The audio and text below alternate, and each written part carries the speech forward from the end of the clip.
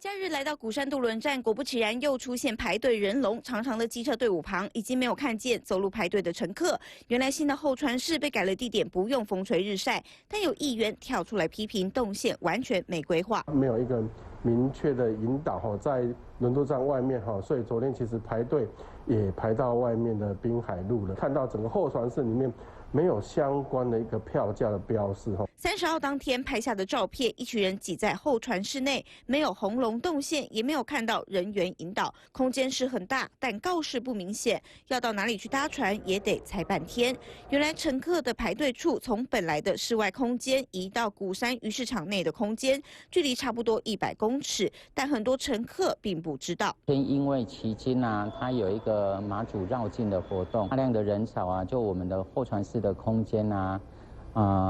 就显现说明显的不是很足够使用。回到现场，从原本排队处到新候船室，的确标示没那么明显。而位于最美鱼市场内的新空间，肯容纳400人，不用吹风淋雨，很舒适。动线问题引发讨论，渡轮站也表示会加强改善，避免让乘客稍稍找不到方向，反而坏了出游的兴致。3立新闻徐世廷、古福先高雄报道。